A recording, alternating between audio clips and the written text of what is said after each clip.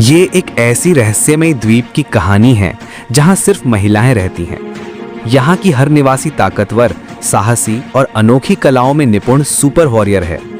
आज उनके साल में होने वाले भव्य युद्ध उत्सव का दिन है। इसी दौरान 2 साल 6 महीने से अभ्यास कर रही एक नन्ही बच्ची भी बड़े बड़ों के साथ प्रतियोगिता में उतरी है। ऊंचे लंबे योद्धाओं के बीच खड़ी वह छोटी बच्ची न डरती है न हिचकती है, बल्कि शुरू होने से पहले ही सबको चुनौती दे देती है। जैसे ही ऊपर से ढोलक की गूंज उठती है, सभी योद्धा बेकाबू घोड़े की तरह आगे दौड़ पड़ते हैं। बाकी योद्धा रस्सियों पर चढ़कर ऊंचे मंच की ओर बढ़ते हैं, लेकिन छोटी लड़की कुछ अलग करती है।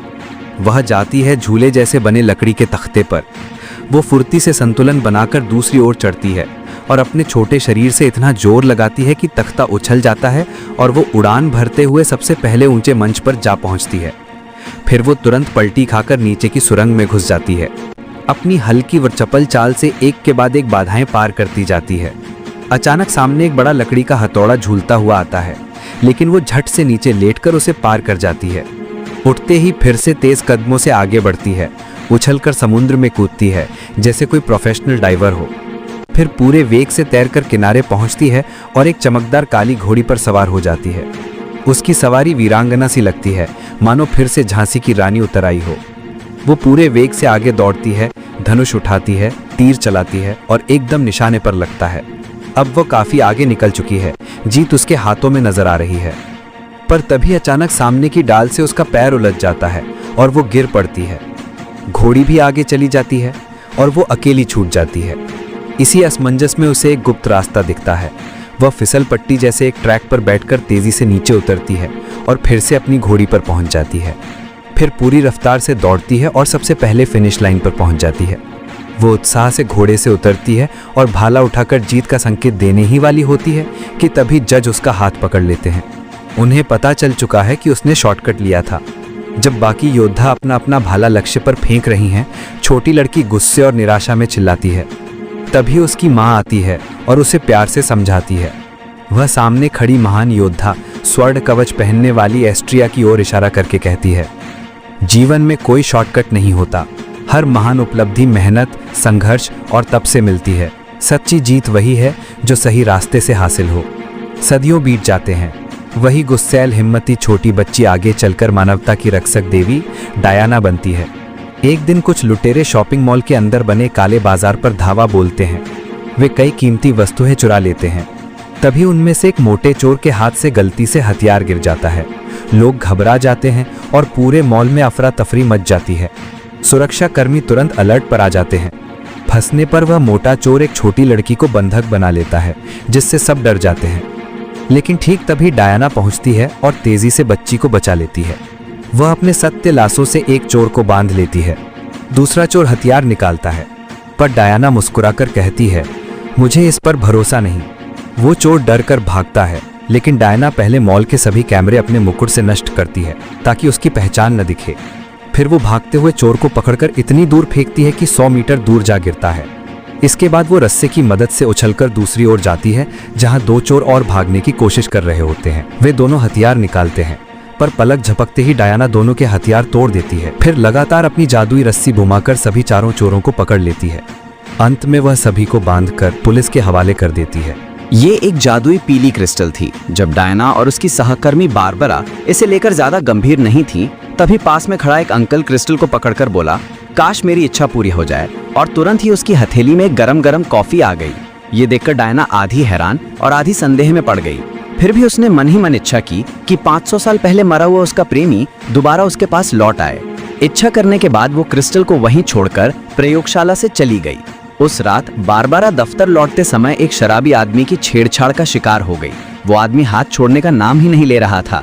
बारबरा मजबूरी में चिल्लाने लगी। धक्का मुक्की के दौरान वो गिर ही पड़ती कि तभी डायना समय पर पहुंचकर उसे बचा लेती है और बिना बारबरा को पता चले उस शराबी को कई मीटर दूर फेंक देती है।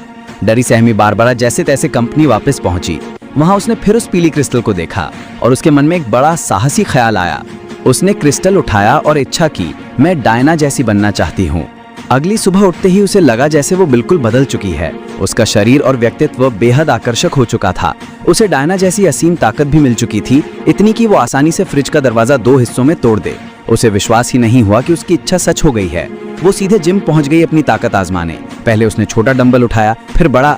जब ये सब आसान लगा तो उसने सबसे भारी 1000 किलो वाला डंबल एक हाथ से सिर के ऊपर उठा दिया। ये देखकर वहां मौजूद बॉडी बिल्डर तक दंग रह गए। उसके बाद से बारबरा की जिंदगी पूरी तरह बदल गई। उसी रात बारबरा की फिर मुलाकात उसी शराबी से हो गई। इस बार वो व्यक्ति फिर से उसे छेड़ने लगा, लेकिन अब बारबरा बेहद ताकतवर थी। उसने उसका हाथ पकड़ा और उसे जोर से एक तरफ फेंक दिया, फिर एक लात से उसे गिरा दिया। पहले मिली बेइज्जती उसे याद थी, इसलिए वो रुकने वाली नहीं थी। उसने लगातार कई लातें मारकर उसे 10 मीटर दूर तक उड़ाकर फेंक दिया। तभी एक बेघर वृद्ध वहां आ गया तो बारबरा वहां से चली गई। इसके बाद वो एक खूबसूरत ड्रेस खरीदकर मैक्स द्वारा आयोजित पार्टी में पहुंची। जैसे ही वो अंदर दाखिल हुई, सबकी नजरें उसी पर टिक गईं। तेल के महारथी मैक्स तक उसकी सुंदरता से प्रभावित हो गया और उसकी तारीफें करने लगा। बारबरा, जिसने पहले कभी इतनी प्रशंसा नहीं सुनी थी, उसकी मीठी बातों में खो गई। दोनों की नजदीकियां बहुत तेजी से बढ़ीं। बारबरा उसे अपने ऑफिस ले गई, लेकिन उसे पता नहीं था कि मैक्स का असली लक्ष्य वो नहीं, बल्कि वो जादुई क्रिस्टल था।